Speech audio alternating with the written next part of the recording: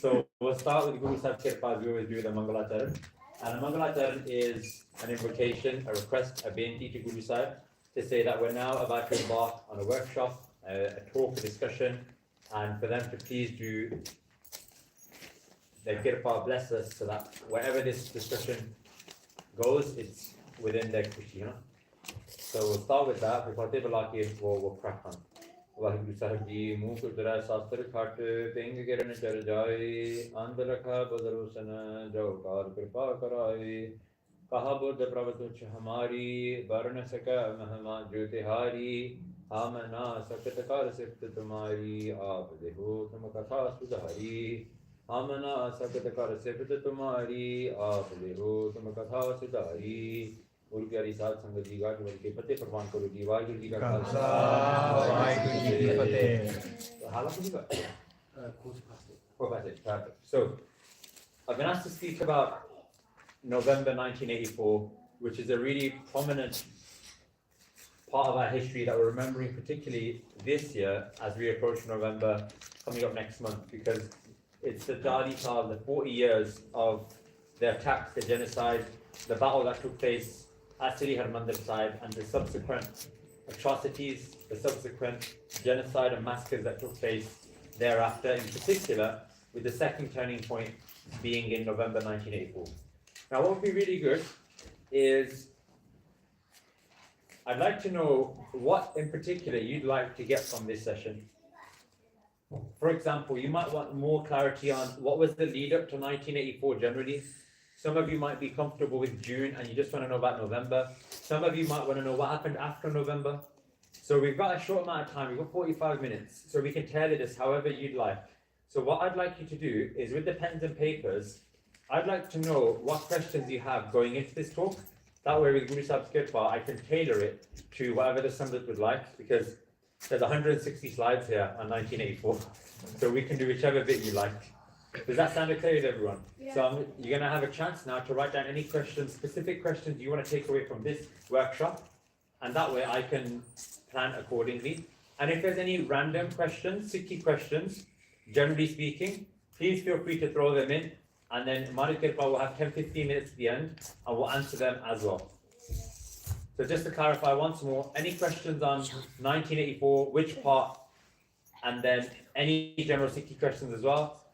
Just put your hands up if you don't have a pen or paper, and then just hold them up. They'll all be anonymous, and then myself and Amit Singh will come and collect them. So I'll give you 2 minutes to write down any you have, and then we'll come around you.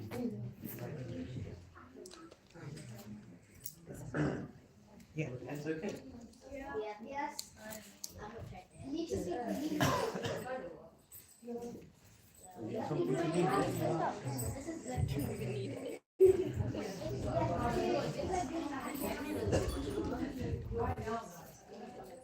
have to kind of run it out a bit.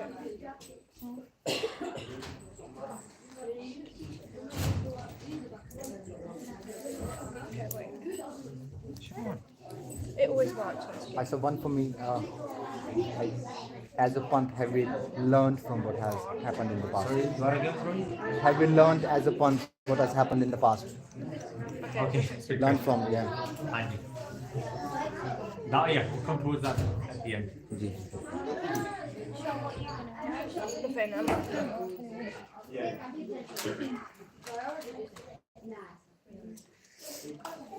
By the end, then what? Take our keys for Okay, just one more minute. If you have any questions, just fold them up, and then we'll crack them in a second. What pencil depends on what? Right.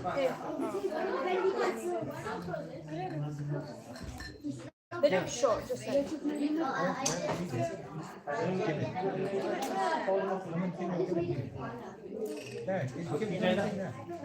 Pencil. I'm not saying everybody did it. Yeah. Wait, what? Okay, if you've got a question, just hold it up and put your hand up on contractor. We had a talk on it, remember? The talk that we went to, the Indian body attack about the temple.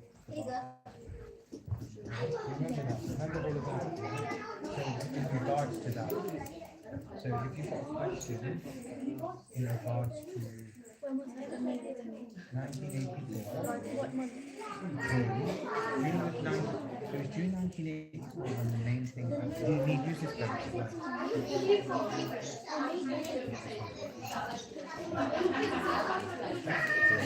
Dates on the what? Yeah, you can't just from June 1984. Question. That's a statement. It's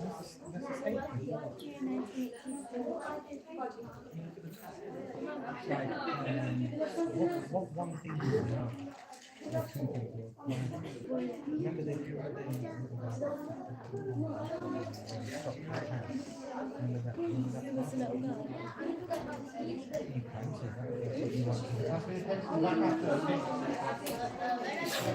That's what you want to Sean, that's actually a really good No, I was like, I sprayed the pellet on the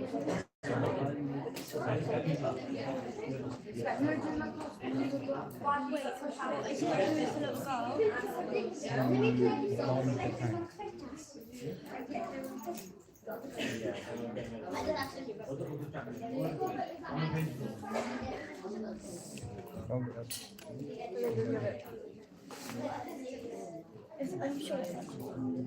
Yeah, pretty cool. I'm pretty sure.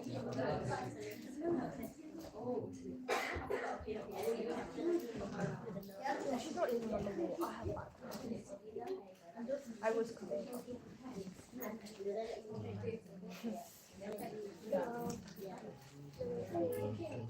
There's a question though that do you want me to? I'll put this in. Oh, I don't know. You can hand it in there.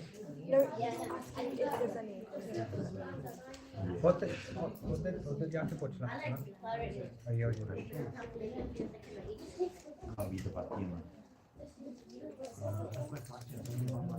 don't know what it is.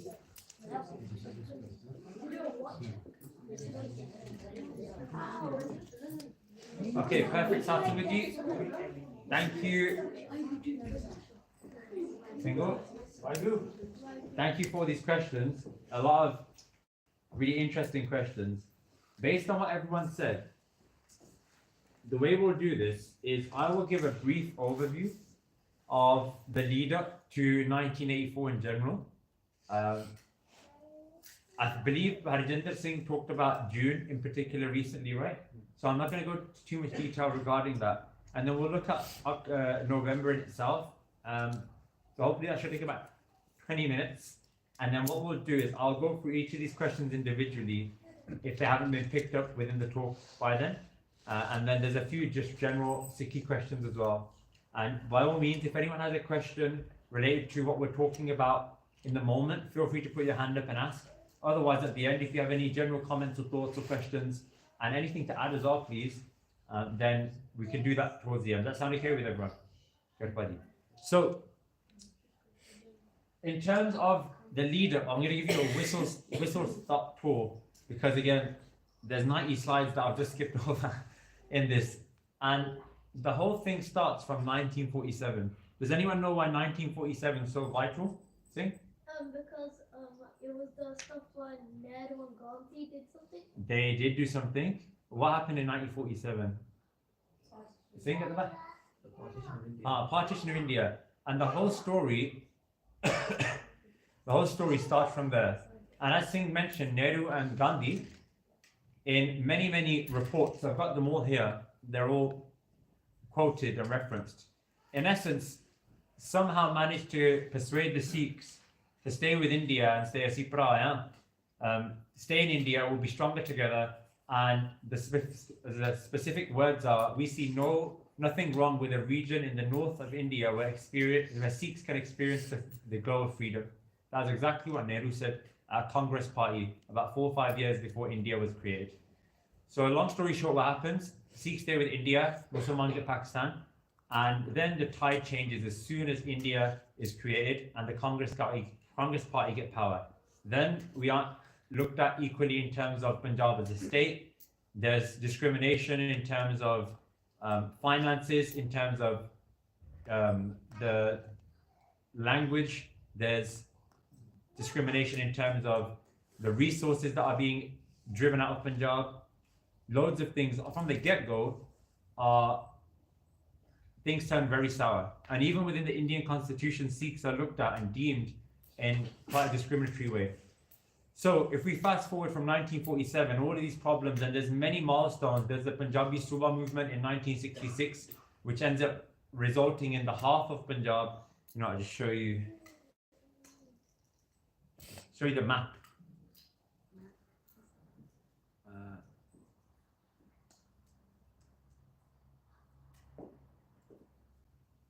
So that was the butterfly of Punjab originally, and in the middle we have the right cliff line that becomes Pakistan. This side becomes Punjab of India.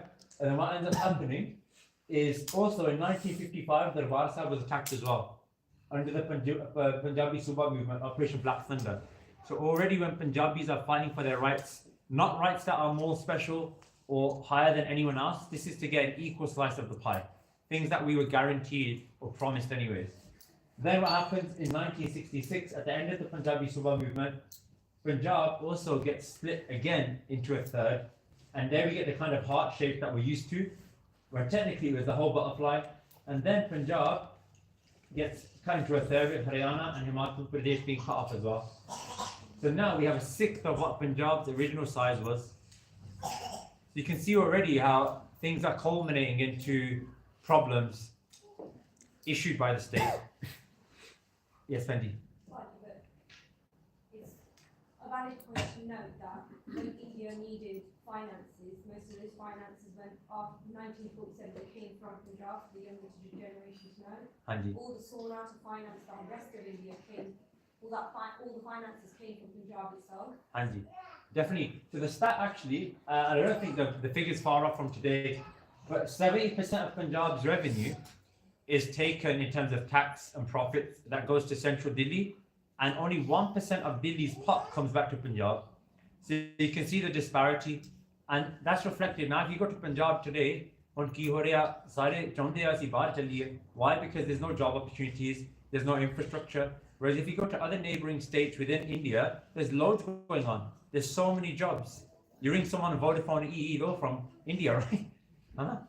So there's a clear movement to suck as many resources as they can out of Punjab. The motive you can decide for yourselves.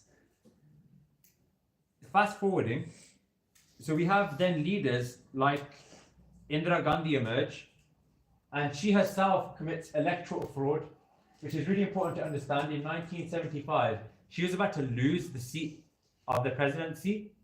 So what she does was, before she loses it, and because of the fraud she committed, which she was actually convicted for, whilst she's in power, she creates a dictatorship, and she creates something called a state of emergency, which means that Parliament, the government is dissolved, and whoever's the current leader, the Prime Minister of the government at that time, they have full power. And she did that for 2 years, allowing her to basically do a coup and take back control of the state of India. So she was very close to losing it all. And at that point, who was a thorn in her foot? The Sikhs. Sant Kartar Singh Ji at that point started organizing Nagar Kirtans across India, valid protests in a shout against the fact that Indira Gandhi has done this. And we start to see the story emerge now with regards to Indira Gandhi needing a scapegoat, needing a target. And you see this with politicians, even in this country, across the world. When votes are coming in, politicians need a project. They need something to justify to the rest of the country that, look, we have sorted something out. And you can only sort something out if there's a problem. And if a problem doesn't exist, you create one. And you can argue that's what Indira Gandhi did with the Sikhs. She used this movement, she used these people that were annoying her anyways, created them to be these extremists, these Khalistanis, these Atwadis, whatever you call them. And as a result, tried to make herself like the hero that exterminated and squashed all the problems, which eventually led to Harmandir Sahib being attacked. And again, June 1984, some people will say the government even now today says that it was a last-minute attack. There's so much evidence to conclude that that's far from the truth. And probably the biggest indication is in the fact 2 years prior in the Doon Valley, Margaret Thatcher who was very good friends with Indira Gandhi because they studied at Oxford together, sent over SAS, the special, I can't remember what it stands for, Special Army Service, something like that. the special forces of England, right? And they created a full-size replica of Sri Harmandir Sahib in the Doon Valley, which is the north of Punjab, north of India, where they actually planned strategically how they'd go into Harmandir Sahib, how they would kill people, from which entrances. Now, this is 2 years prior. So the planning for this has started well in advance, that the Sikhs are rising up and we need to squash their spirits so that they stay in their place. I'm not going to go into too much of the attack. Obviously, we have great leaders like Sant Jarnail Singh standing up, continuing the legacy of Sant Kartar Singh Ji, and a lot of the Panth, a lot of Sikhs coming together to realize this isn't on. And for the past 40 years, from 1947, we've tried to do things peacefully. From 1973, the Anandpur Sahib Mata, the Anandpur Sahib resolution was passed, and there was a legislative, legal struggle tried through the courts where the Sikhs realized, and also the Punjabis, not just the Sikhs, what was lacking and how they were being discriminated against, and as a result, formulated the resolution of Anandpur Sahib, put forward to the government, that also fell upon deaf ears.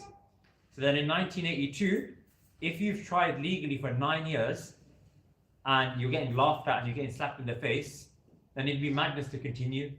So the Sikhs at that point, led by Sant Jarnail Singh Ji, started the Daftar of Youth Morcha, which is a physical agitation where over 250,000 Sikhs courted arrested in Punjab. And Punjabis were getting involved as well, Hindus and Muslims, because their livelihoods were being affected as well, because the state of Punjab doesn't just hold Sikhs, right? Over 250,000 people joined that morcha. And some people will argue it's a coincidence, some people will say it isn't. But on the 1st of June, or the 3rd of June, I believe, the grain shipments from Punjab were due to be stopped as a part of that morcha, as a part of that agitation. And funnily enough, what day does Harmandir Sahib get attacked on? The 1st of June. So Harmandir Sahib's attacked, and again, there's so much itihas regarding the days that took place at Sri Harmandir Sahib, and from all of the evidence that we have, it's clear that this is a well-organized attack. It happened on one of the busiest days in the Sikh calendar, Guru Arjan Dev Ji Shahidi. There's plenty of evidence that proves to us that people were allowed into Amritsar and then Harmandir Sahib, but all the transport links leaving Amritsar were not allowed. And as soon as people were cordoned into Harmandir Sahib, no one was allowed to leave, which argues the fact that they wanted as many casualties as possible. Now, if you think about any general operation, if the police needed to raid a building, they would do their best to get the civilians out first. Anna? So if the so-called targets who were Sant Jarnail Singh and the Singhs and the Singhi are there, that were based in the Akal Takht, then surely you'd create some way, shape or form to get all the tens of thousands of members of Sangat out. But that wasn't the case, and the opposite took place.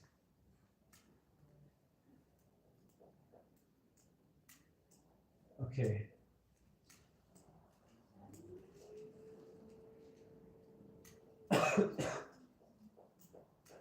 So 1984 happened at Sri Harmandir Sahib. A lot of Singhia gave their Shahidi, and it's not something to be gloomy about either.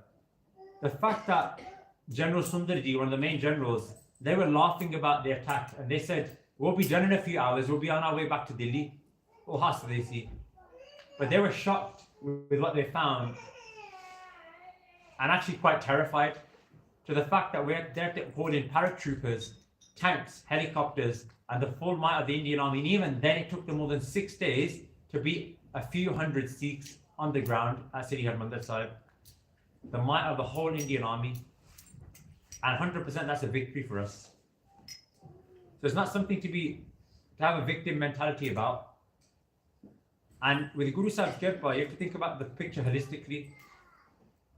Bhai Fauja Singh, the Shaheed in 1978, in his book Qurbani, there's a reference to one of the phrases they say, and they say that the Panth is like a flower, and the thing that nourishes the flower is the khoon of the Shaheeds. So it's actually Shahidi and this idea of giving our life for a greater cause that actually grows us in spirit. So it's nothing to be sad about, actually. It's something to be congratulated to the fact that when the call came, those Sikhs stood up and proved their worth and kept the spirit of Sikhi intact. And it's interesting, Pat Fauja Singh says, that flower needs to be replenished with blood every 40 to 50 years.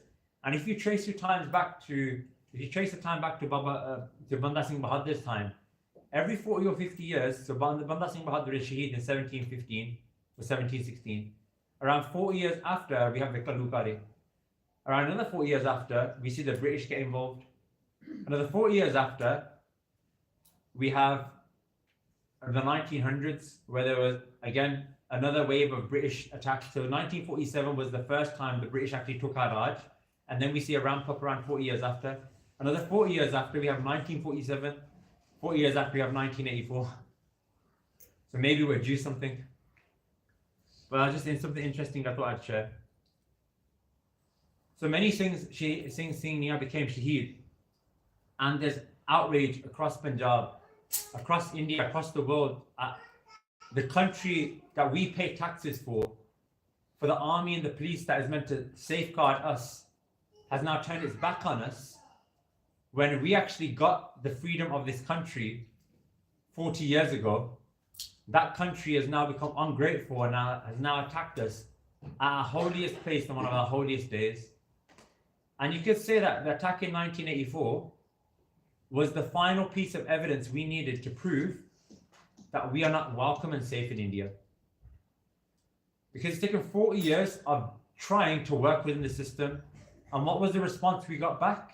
The government that's meant to be looking after us slapped us in the face and killed innocent children, women at Sri Harmandir side.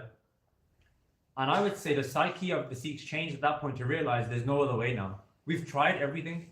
What other option do we have other than to actually pick up our arms and fight our way out of this? Otherwise, we can just be massacred. And in October 1984, I would say that choice came across Shaheed Satwan Singh, Byan Singh as well. So on the 31st of October on Halloween, which is quite fitting, Indira Gandhi was assassinated by her bodyguards in the early morning. And the names are Satwan Singh, Byan Singh, and Kehar Singh, who is the Mamaji of Byan Singh, I believe, or Satwan Singh, forgive me, I can't remember which way it was. They helped organize the attack. Now I want to ask you all a question. Do we feel that it was right to have assassinated Indira Gandhi? It'd be interesting to know people's thoughts. Does Sikhi tell us that we should get a vengeance by killing someone? Anyone's thoughts? Let's do a vote. Hands up for yes. Hands up for no. Okay, respect to those of you that said no when no one asked us. Yeah? Okay. Most of the questions that we have, especially when it comes to ethical questions, or does something feel right? Because if you propose this to the Western world, they'll be like, no, she should have been trialed, all of this, right? If we look back to our Guru Sahib's times, we'll get all of our answers. What did Guru Gobind Singh Ji Maharaj do to the Masans that took advantage of the Sangat? Does anyone know? It boiled them alive. What did Guru Har Gobind Sahib Ji do to Chandu? Not Chandu, sorry.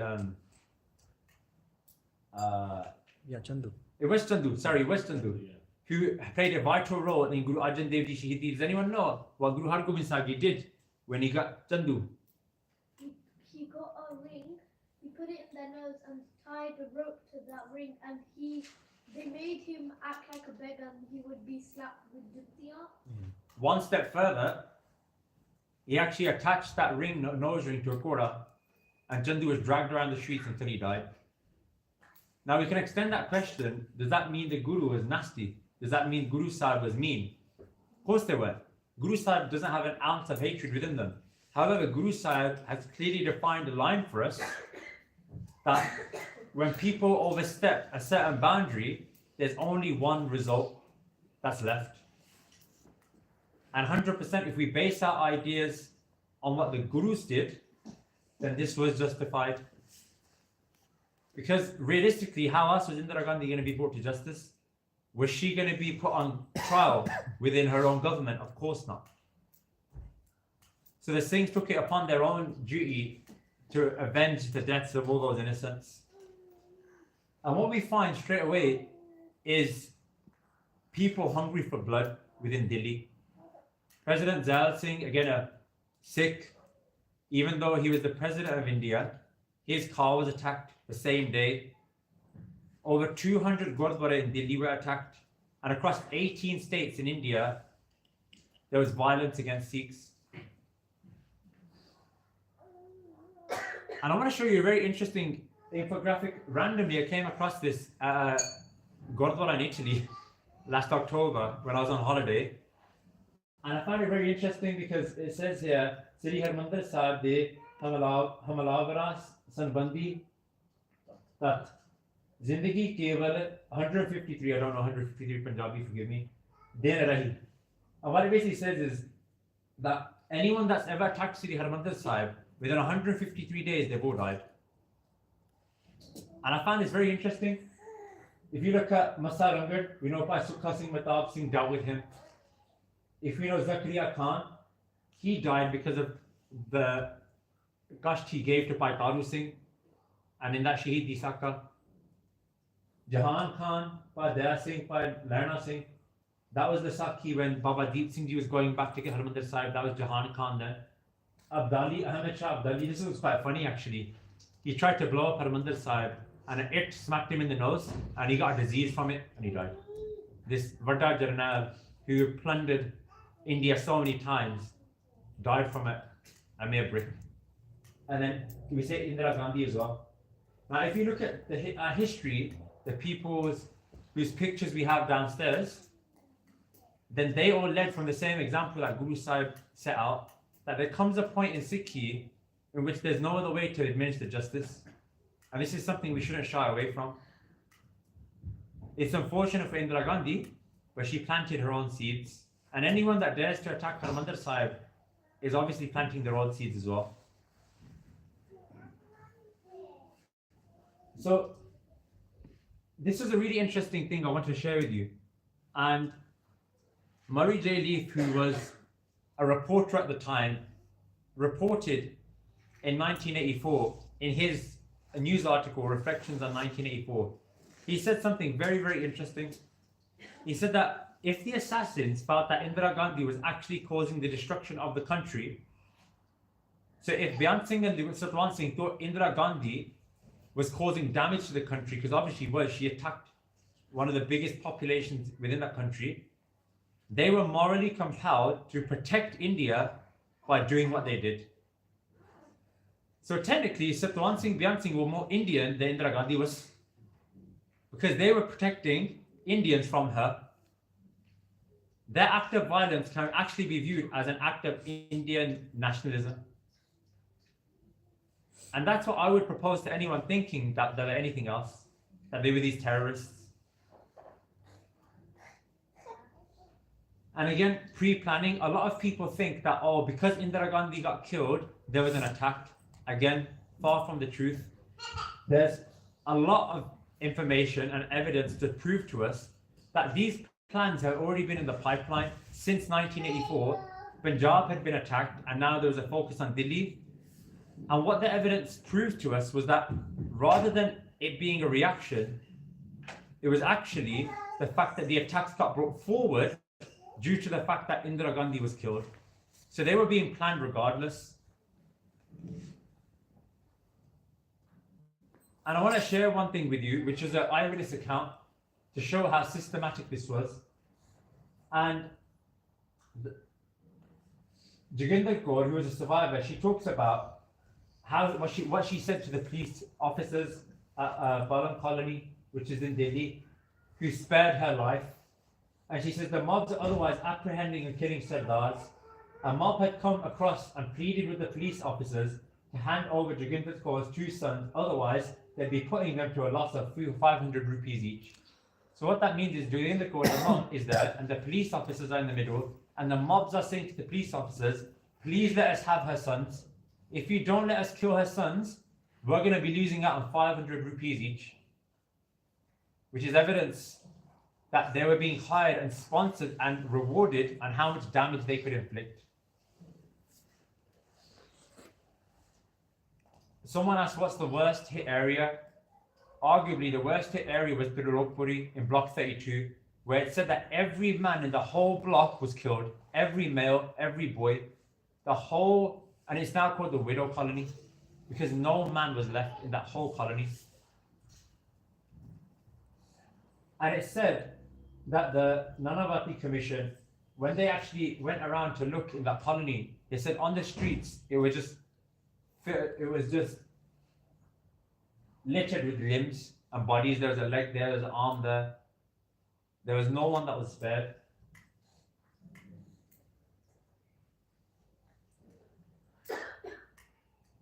Even within Sri Sikh Sahib, 200 armed Sikhs came out with naked swords, and Maxwell Pereira, who was one of the main police officers, ordered the police to kill the Sikhs. So the police were well informed and supporting of this and got involved as well. Again, there's a lot that we can go over, and there you can see a Singh not being put on fire. And one of the most famous things that happened at that time in Delhi was people would put tires around Sikhs, light them with kerosene and say, "Hun, Sardar ji bhangra pao, nachala." The thing that Bollywood still continues to mock us for, which is being these bhangra people that just drink a lot and only know how to make fun of ourselves. Now we're showing its worth. Here we see Mother Teresa actually visiting the Ropuri on the 8th of November.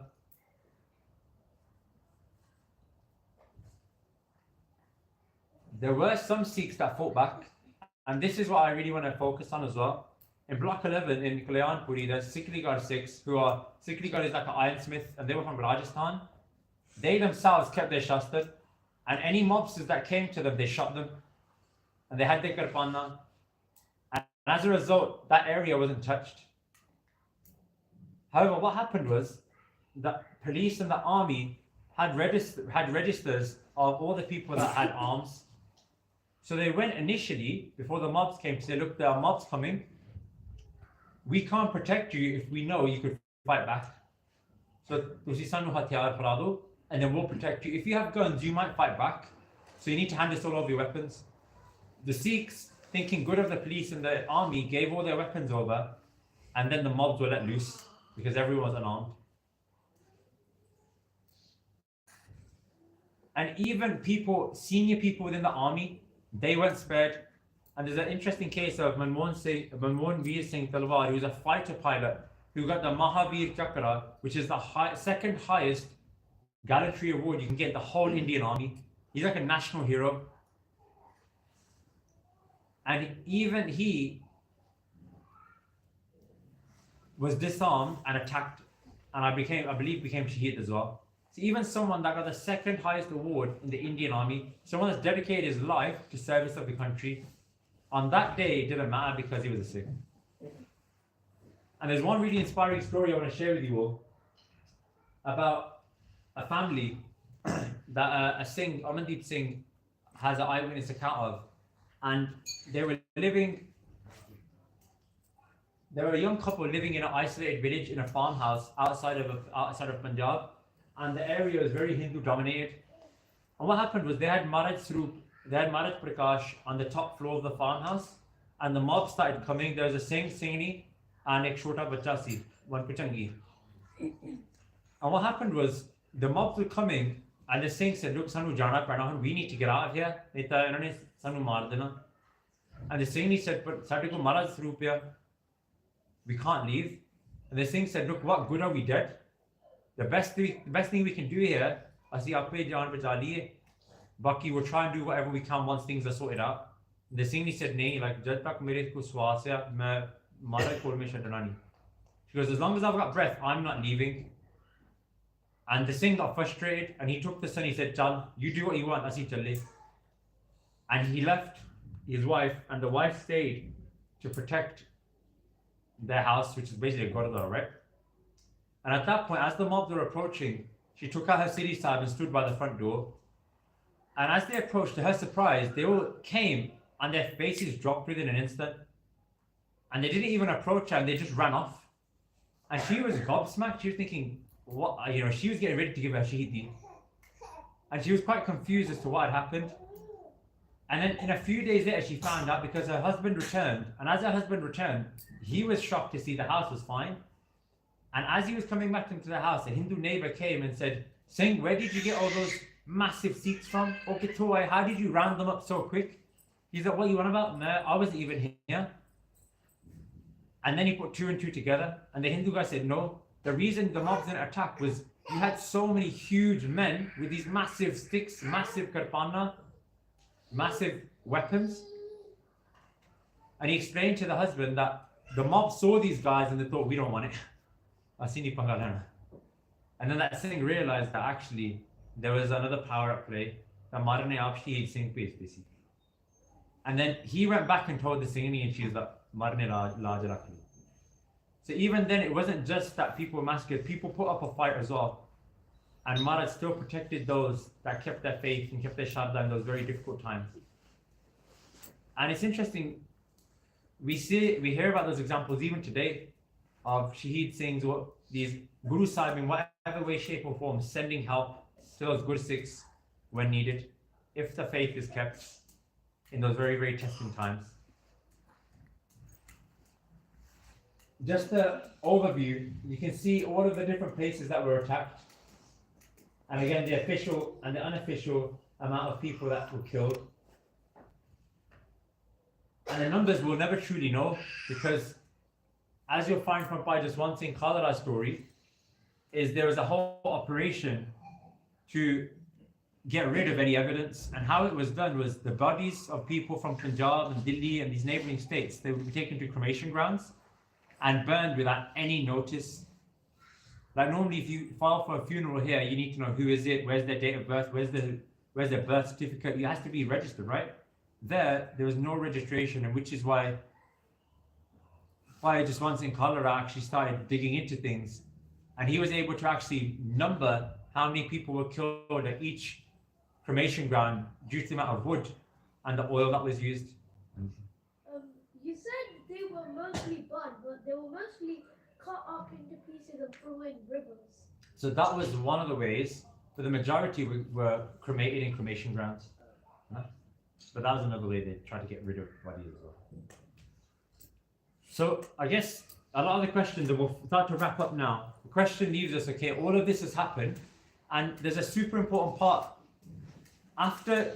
So we've had 2 big attacks. We had 40 years of trying to make peace, trying to find our way within India. Then we have Harmandir Sahib attack in 1984. Then we have the massacres in Delhi, where anyone that's a Sikh is targeted, Sikh businesses are targeted, women are raped, children are killed, men are picked up. So then after that, what happens? Now the Panth comes together. You can imagine the trauma and the shock that comes with this. And in 1986, the Panth comes together with over 250,000 people at Harmandir Sahib, in what's called a Sarvat Khalsa, gathering of the whole Khalsa to put a Gurmata forward. And the decision at that point was that we are slaves in this country. We have now no other option but to fight our way out of this. And there is nothing left for us in India. The past 40 years have shown us time and time again that we are not safe here. And now, as a result of the discrimination, not because we necessarily want to, as a result of this persecution, we now need our own country. Because there is no other option. If anyone here can think of a different option, I'd love to hear it. And there we hear the Gurmata, the declaration of Khalistan. And that's the key thing to understand. This was, we just want to make our own country. This was, we have no other option. And when you think about it in that sense, it's a lot clearer.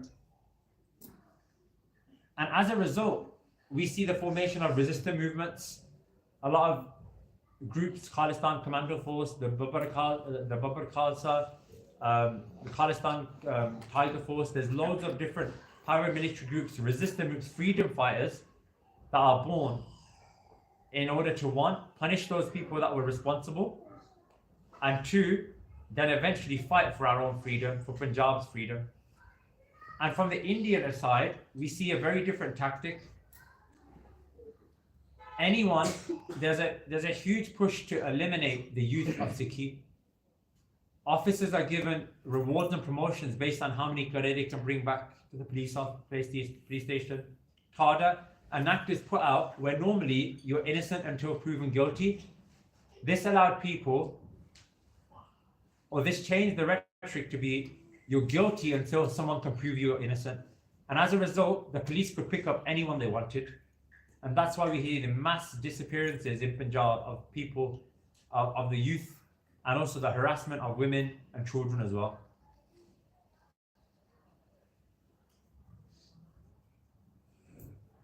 Again, there's a lot of slides, so I'm going to carry on.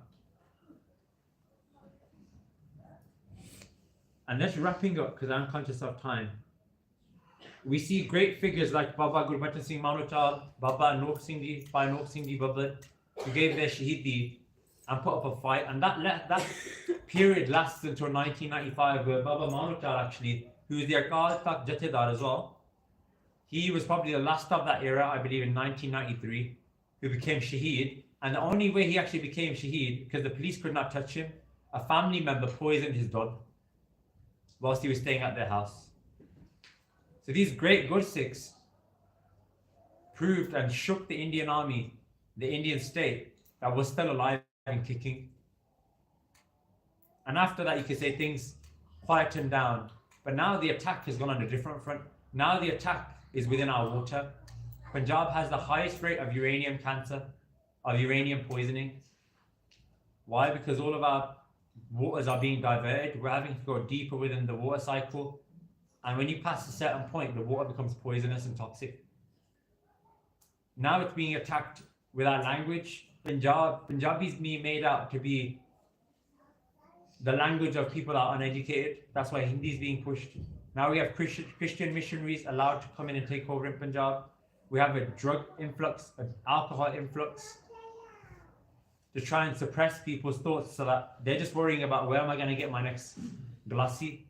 They're not thinking about a revolution.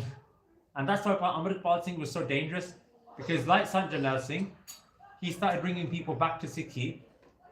And once you're back to Sikhi and you're connected to Guru, there's nothing that can stop you. So where we stand now is we're still fighting that battle, and there's obviously great organizations like Saving Punjab. I know some of the disabled are local that are working on the ground to actually deal with these problems. But the important thing to remember is, as we saw from that infographic, Harmandir Sahib has been attacked multiple times. The British even tried to auction off Harmandir Sahib in the 1900s. And even then, Guru Ram Das Ji Maharaj did Kirpa. On the day of the auction, a huge, massive light bolt came in. If you go to Darshan Diuri, it's written in gold. You can actually read the Sakhi. And it scared the Gores so much they called the auction off. In the 1700s, we were down to 30, 40,000 people living in trees, in jungles, eating tree bark. If they couldn't finish us then, they've got no chance now. And it's very important to remember, even though we reflect on the injustice and the atrocities, this is also to be celebrated that they're still trying, which means we're doing something right as well. We're still a problem for them. And this is the tarti of Guru Ram Das Ji Maharaj. Punjab itself is beyond our control. Nothing will be able to subdue Punjab. The question is, do we want to be a part of the revolution and get involved? Or do we just want to witness it from the sidelines? And the best way of being a part of that revolution is following the path of Sikhi. That's what's going to hurt them the most. And to their surprise, the attack in Harmandir Sahib actually caused so many people in the diaspora to follow Sikhi. So it had the opposite effect, because as Bhai Fauja Singh said, the Panth needs Shahidi, it fuels it. So it's not to have a victim mentality about this, to be aware of what's happened, to be aware of the war that's happening now, and to get involved so that we can be a part of this amazing revolution that Guru Nanak Dev Ji Maharaj has started and will continue long beyond us. So I'll finish it off there. I know we've got bang on 8:15. Should we just go for, if everyone's okay, we'll do 10-15 minutes of questions. And if anyone has any general questions from that, you can put your hands up and we can get into things in a bit more detail. So I'm going to get through this as quick as I can. How long did it take to rebuild Harmandir Sahib? For the Q&As, just so we can all be a bit more intimate and people can ask questions that they want.